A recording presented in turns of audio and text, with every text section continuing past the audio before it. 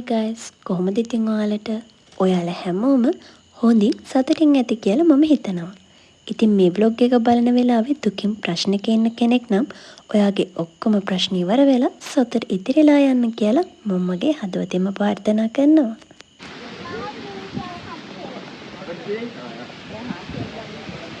ඔයාලා බලන්නකෝ අද අපි කොහෙද යන්නේ කියලා. අද අපි යන ප්ලේස් එක නම් මේ ගමන ස්ටාර්ට් කරනකොට මාත් හරියටම දන්නේ නැහැ.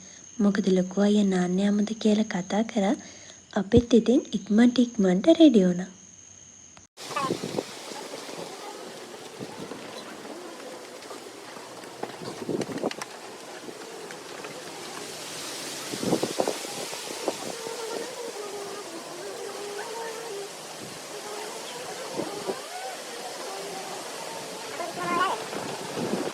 අපේ vlogs බලන ඔයාලා දැන් දන්නවනේ රශ්මි මමයි දෙන්නම ෆ්‍රී වෙන දවස් තමයි ඉතින් පොය දවස.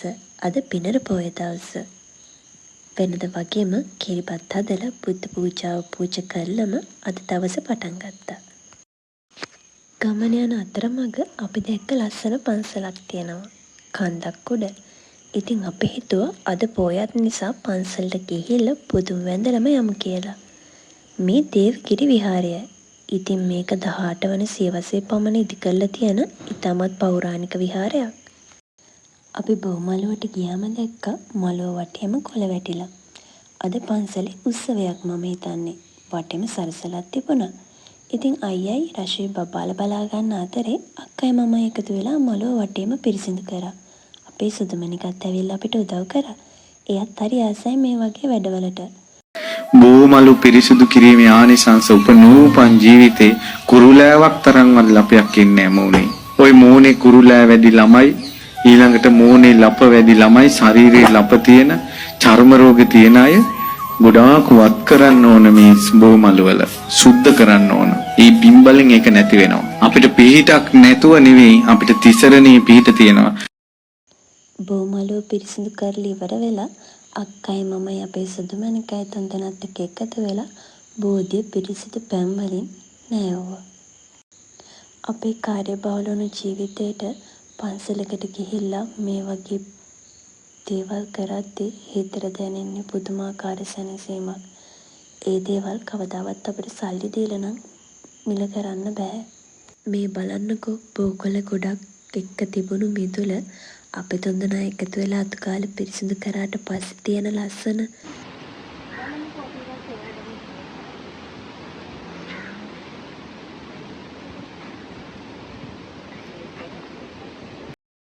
ඊට පස්සේ අපි හැමෝම ගියේ උඩමළුවට. මොකද විහාරකයේ තිබ්බේ උඩමළුවේ.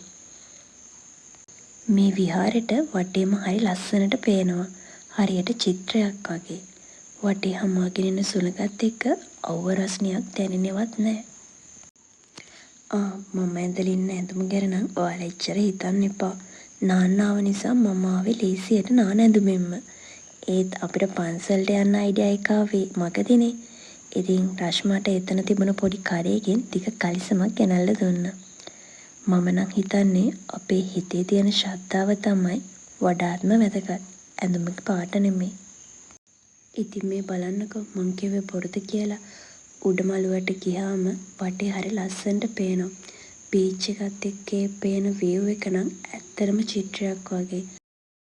මේක ගොඩක් පෞරාණික විහාරයක් නිසා මේකේ පැරණි පිළිම බිතුසිතුවම් වගේ දේවල් ගොඩක් තිබුණා.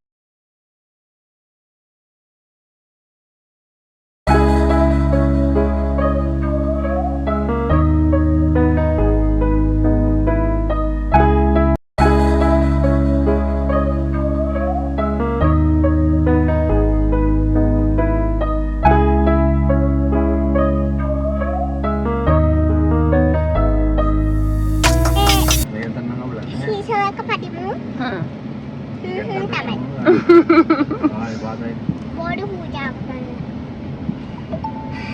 සීල් එකක් මේ උසම වගේ තමයි.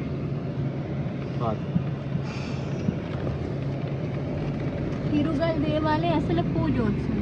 අන්න ඒකේ කොට හිරුගල් දේවාලය. මේ ඇසල මේ ඇසල නෙමෙයි දුන්නා මේ චක්කසක් පොසොන ඇසල. මේ ඇසල නෙමෙයි මේ පිනර. එනෝය කලින් මේ එකක් අද ලොකු අයියලත් ප්‍රී නිසා පොඩි බබාලත් එක්ක නාන්න යන්න තමයි අපි පිටත් වුනේ. ඒ වුණාට නාන ප්ලේස් එක ගැන ලොකු අයිඩියා එකක් නම් තිබුණේ නැහැ. අපි යන්න හිතාගෙන ගියේ පොල්වත්ත බීච් එකට. එතනට අපි කලිනුත් ගිහින් තිබුණ ලස්සන ප්ලේස් එකක් නිසා. අද සීත සුළඟ මදහස නගන විට සිත කොළවුනිද මෙතරම් ඒ දැනුම හැඟුම නොදනිම් සඳරේනු ගලන සඳරේක සිහිනයට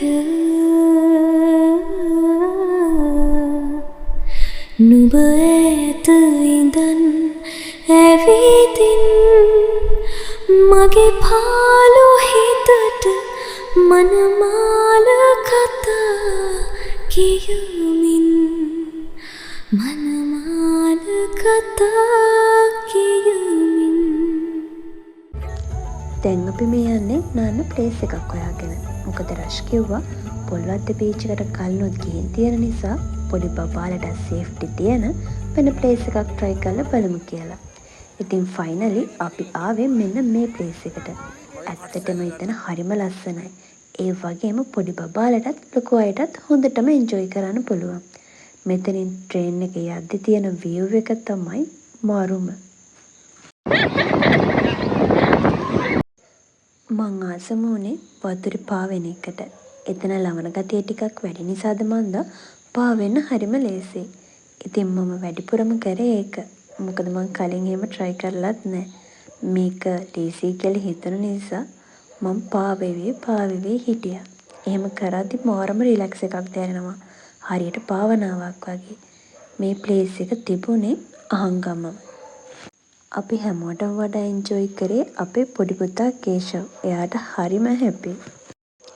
අපි වතුරෙන් ගොඩට එද්දි දවල් 2:00 වගේ වෙලා තිබුණා. දැන් නම් අපි හැමෝටම හොඳටම බඩගිනි. ඉතින් අපි ඉක්මනටම චේන්ජ් කරගෙන ලන්ච් එක ගන්න හොඳ ප්ලේස් එකක් හොයාගෙන යද්දි අපි දැක්ක මෙන්න මේ ප්ලේස් එක.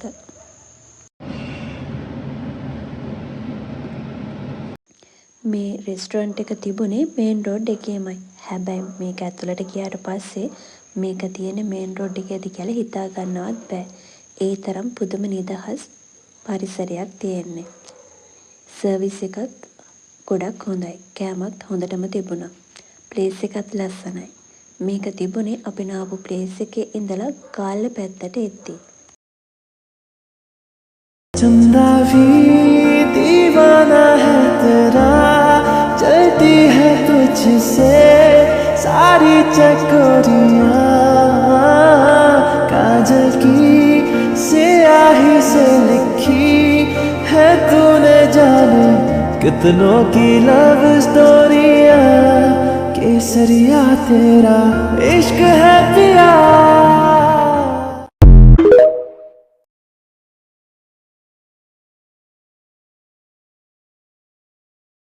ඉතින් අපි ලන්ච් එකට ගත්ත වෙජිටබල් චොප්ස් එකයි මික්ස් රයිස් එකයි නාසි ගුරාන් එකයි.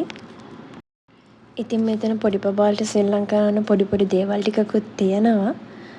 හරිම ලස්සන පරිසරයක් තමයි තියෙන්නේ.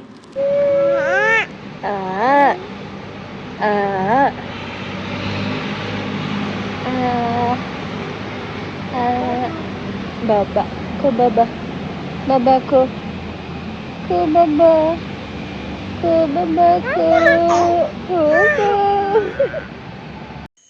අක්ක ලන්ච් එක ගන්නකම් මං ඉතින් අපේ පොඩි පැංචත් එක්ක කෝලම් කර කර හිටියා. ඊට පස්සේ අපි ගියා සීෆෙයා එකට. මෙහෙම ෂොප් එකක් තියෙනවා කියලා අහලා තිබුණාට අද තමයි ඔන්න මම ෆස්ට් ටයිම් ගියේ. මේක තියෙන සුපර් මාකට් ටයිප් එකට. මෙතන ගොඩක් පිටරට චොක්ලට්ස් අයිටම්ස් එහෙම තියෙනවා. ශ්‍රී ලංකන් ඒවත් තියෙනවා.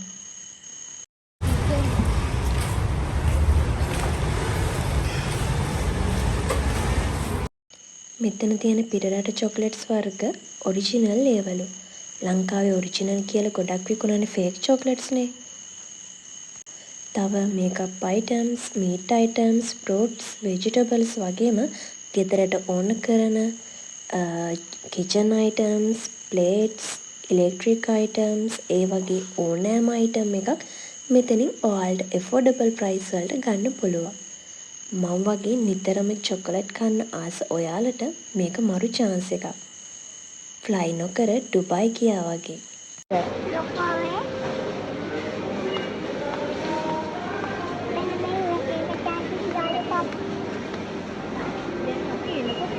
එන්නකොට ගමු අර පැත්ත බලලෙමු සුදු.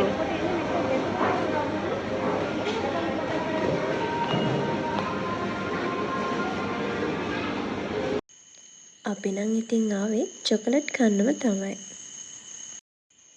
මෙන්න මෙයා ගෙන් එක එක දේවල් අරන් එනවා.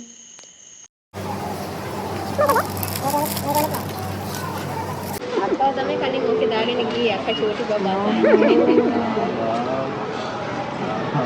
මේ බලන්නකෝ මෙයා. එයා යනවා ෆුල් චිල් එකේ. එයාට අද හරිම සතුටුයි. අපේ පුංචි කේෂව් පපා. so cute අනේ.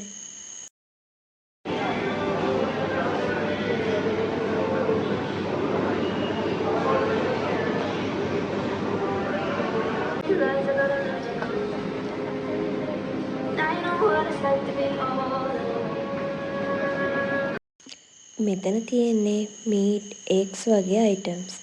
අපි ඩක් එග්ස් වගේක් අත try කරලා බලන්න කොහොමද කියලා. මොකද අපි කලින් try කරලා තිබුණේම නැහැ. තව පරාට වර්ග එහෙමත් මෙතන තියෙනවා. මේ බලන්නකෝ ඉතින් අපේ චූටි පැටියාගේ තියෙන සතුට. එයා නම් මාර හැපි එකේ ඉන්නේ. එයා තමයි අපි හැමෝගෙම අද දවස් හොඳටම එන්ජොයි කරේ. ඉතින් මේ දවස්වල වයිරල් යන ඩුබායි වල කුනාෆා චොකලට් එකෙත් ඔරිජිනල් එක 3990කට වගේ ප්‍රයිස් එකකට අපිට මෙතනින් ගන්න පුළුවන්. අපි ඉතින් කුනාෆා එක ගත්තේ නැහැ. මොකද අපේ පොඩි අයියා අපිට එද්දි අරන් එනවා කිව්වා. ඉතින් එයා එන්නත් තව වැඩි කාලයක් නැති නිසා අපි වෙන චොකලට් වර්ගයක් ගත්තා. මෙන්න මේ තියෙන චොකලට් එක 3990ක් වුණා. ඒකේ පීසස් 20ක් වගේ තියෙනවා. ඒකටම ලැබුණු මේ බෑග් එකට තමයි මම නම් ගොඩක්ම ආස වුණේ. ඒක හරිම කියුට් අනේ. අපි ගන්න අනිත් චොකලට් එක 1300ක් වගේ වුණා. මට මතක විදියට නියුට්‍රෙලා එක උනේ 3000 ගණක් වගේ. ඩක් එක්ස් එකක් උනේ 125ක් 150ක් වගේ. ඊට පස්සේ අපි ගියේ සීෆෙයා එක ඉස්සරහම තියෙන සහනයකට ටී එකක් බොන්න. ගාල්ලා ඇවිල්ලා මෙතනින් ටී එකක් බීලා රෝල් එකක් කාලා ගියේ නැත්නම් වැඩකුත් නෑ වගේ. ඒක අපිට නම් දැන් හුරු වෙලා. අපේ සුදුමැණික කාලට ආව වෙලාවේ ඉඳලා සහනගේ රෝල් එකක් ඕන කියලා කියව හිටියේ. ඉතින් අපි රෝල් නම් ගත්තේ නෑ. මොකද මේ වෙද්දී අපි හැමෝගෙම බණ්ඩි ෆුල් වෙලා තිබුණේ. ඉතින් අපි හැමෝම ටී බීලා එතනම පොඩ්ඩක් වෙලා කියව හිටියා. දැන් කළුවර වැටිගෙන එන්නේ. හවසට බීච් එකත් එක්ක එතන හරිම ලස්සනයි.